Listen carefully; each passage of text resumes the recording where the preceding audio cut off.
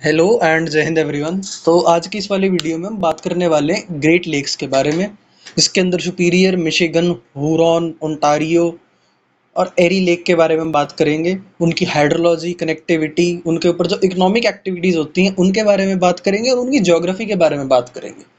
अब इसके ऊपर चांसेस काफ़ी हद तक है क्वेश्चंस बनने के, क्योंकि लास्ट ईयर में 2026 में ही और 2025 में भी काफ़ी क्वेश्चंस पूछे गए हैं अलग अलग एग्जाम्स में इनके ऊपर।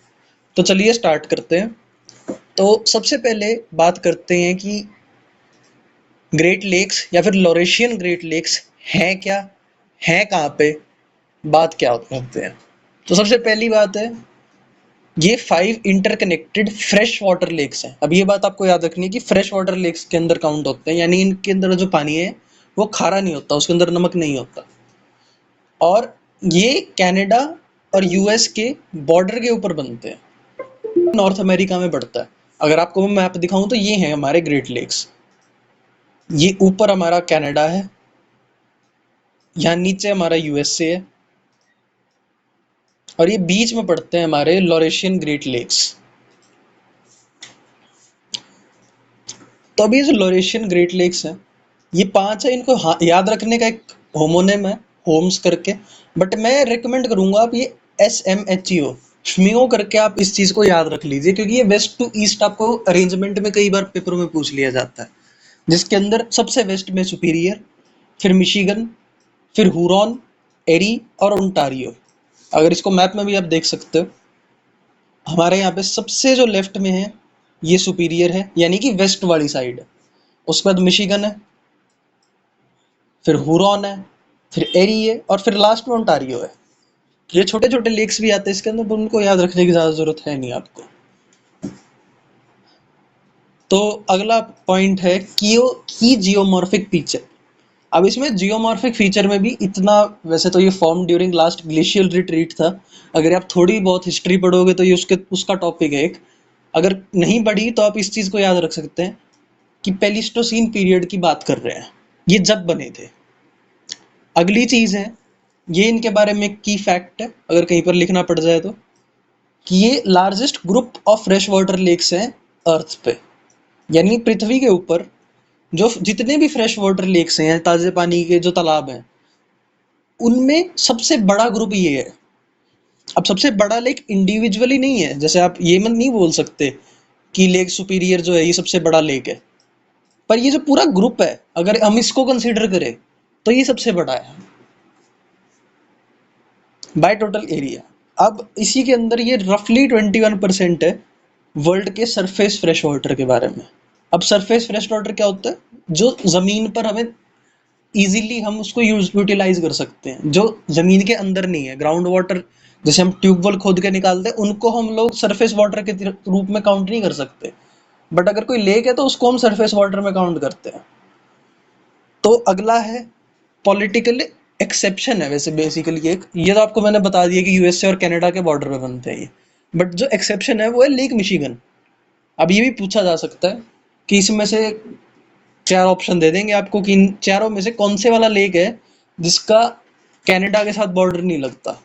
तो वो आंसर है मिशिगन, क्योंकि ये पूरा का पूरा यूनाइटेड स्टेट्स की बाउंड्री के अंदर है। अगर आप यहाँ पर ध्यान से देखोगे तो ये है आपकी इंटरनेशनल बाउंड्री। ये जो आपको ग्रे चलती हुई दिख रही है ना, ये इंटरनेशनल बाउंड्री है यूनाइटेड स्टेट्स और कनाडा के बीच में। तो इसके अंदर ओंटारियो भी आधा आधा बटा हुआ है, एरी भी बटा हुआ है, हुरॉन भी बटा हुआ है, और सुपीरियर भी बटा हुआ है यूएसए और कनाडा के बीच में। बट जो लेक मिशिगन है ना, ये पूरा का पूरा यूनाइटेड स्टेट्स के अंडर आता है। तो ये एक फैक्ट है, इसको आपको याद रखना है। तो चलिए आगे बढ़ते हैं। अब ये स्लाइड तो ऐसे घोट के पी जाओ, इतनी इंपॉर्टेंट है, इससे क्वेश्चन बनने के बहुत हाई चांसेस है इस सिर्फ एक स्लाइड से, जो कि बेसिकली फैक्ट्स है। सुपीरियर है, ये लार्जेस्ट है fresh water lake bye surface area in the world. अब ये आप ध्यान रखना, सरफेस एरिया के मामले में सुपीरियर है। कहीं पता चले वहां वॉल्यूम लिखा हुआ है पानी का और उसमें आप बोल दो कि लेक सुपीरियर को हमने मार्क कर दिया, नहीं। ये सरफेस एरिया के मामले में दुनिया का सबसे बड़ा लेक है जो कि फ्रेश वाटर है। अब इसके अंदर बेसिकली एक मिसाबी रेंज है, बेसिकली पहाड़ों का एरिया है थोड़ा सा। उसके अंदर आयरन ओर बहुत मिलता है, जिसके थ्रू काफ़ी इंडस्ट्रीज भी पंप होती हैं। तो ये एक बात याद रखनी है आपको। अगला है लेक मिशिगन। अब लेक मिशिगन है, ये एंटायरली यूएसए के अंडर है, और इसके ऊपर एक अर्बन सेंटर बना हुआ है Chicago, famous for meet packing and rail hub. अब जो शिकागो शहर है ना, वो इसी के ऊपर बसा हुआ है, मतलब इसी के किनारे पे बसा हुआ है, और इसके एग्जैक्टली इसके ऊपर क्वेश्चन आया हुआ था सीडीएस के अंदर। अगला लेक है लेक हुरॉन। ये है second largest by surface area and features Manitoulin island, जो कि वर्ल्ड्स लार्जेस्ट लेक आइलैंड है। जैसे यहाँ पर इंडिया के अंदर ब्रह्मपुत्रा के ऊपर है एक मांजुली करके, वो सबसे बड़ा रिवर आइलैंड है, जो कि नदी के ऊपर आइलैंड बनते हैं। ये वैसे ही उसी कॉन्टेक्स्ट में लेक हुरॉन के ऊपर वर्ल्ड का सबसे बड़ा लेक आइलैंड है, यानी कि लेक के बीचों बीच या लेक के अंदर एक आइलैंड बना हुआ है, जिसे मैनिटोलिन आइलैंड कहते हैं। अगला है लेक एरी। अब लेक एरी क्या है, ये शैलोएस्ट है एंड मोस्ट यूटोपोरिक है, जिसके कारण से एल्गल बूम्स यानी कि जो काई आप देखते हो ना, वो बहुत ज़्यादा जमती है लेक एरी के ऊपर। और ये होम है डिट्रॉइट, ये भी एक यूनाइटेड स्टेट्स के अंदर शहर है, जो कि ऑटोमोबाइल कैपिटल के नाम से जाना जाता है यूनाइटेड स्टेट्स के।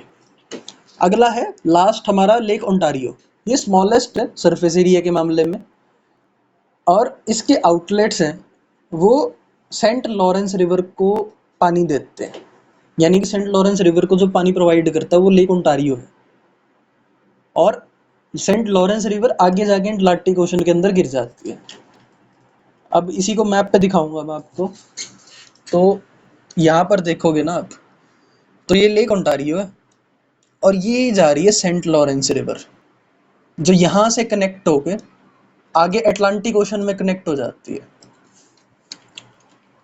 तो अब हम बात करेंगे हाइड्रोलॉजी और कनेक्टिविटी की, कि इसके अंदर अब ये लेक्स इतने बड़े हैं कि इसके थ्रू ट्रेड भी बहुत सारा होता है। यूनाइटेड स्टेट्स अपने अंदर ही जो ट्रांसपोर्ट है ना, वो पानी के थ्रू काफ़ी करता है, क्योंकि पानी के थ्रू करना काफ़ी सस्ता पड़ता है एज कम्पेयर टू अगर आप रोड या एयर से ट्रांसपोर्ट करोगे तो जिसके अंदर हम बात करते हैं सबसे पहले फ्लो डायरेक्शन की। अब फ्लो डायरेक्शन कैसा है कि सुपीरियर लेक है ना, ये आप नाम से याद रख सकते हो कि सुपीरियर मतलब ऊपर। तो इनकी हाइट ना यहाँ से जब हम राइट की तरफ यानी कि ईस्ट की तरफ मूव करते हैं तो हाइट कम होती है।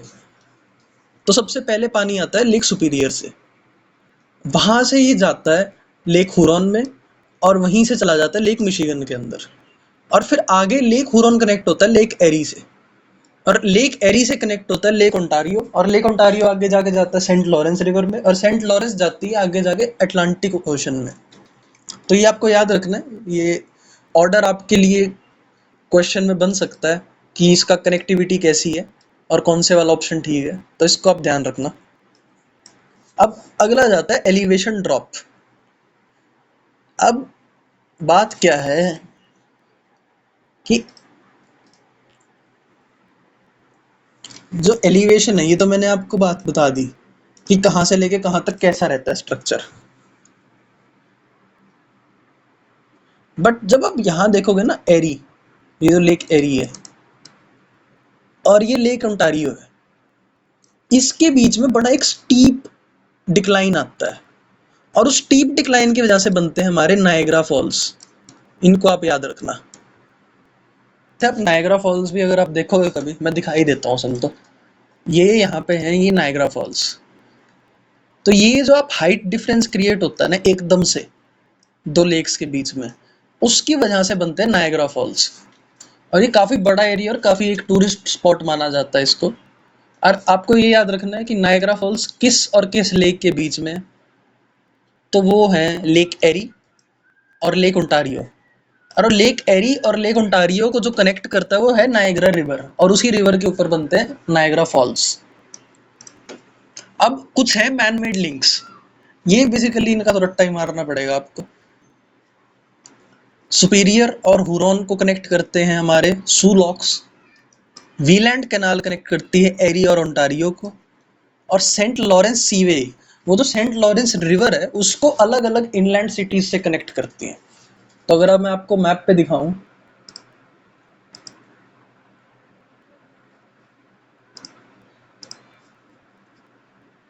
तो ये जो सेंट लॉरेंस रिवर है ना, इसके थ्रू ही, सेंट लॉरेंस सीवे के थ्रू काफ़ी सारे जो इनलैंड सिटीज़ हैं कनाडा और यूएसए के अंदर, उसको कनेक्ट करते हैं हम।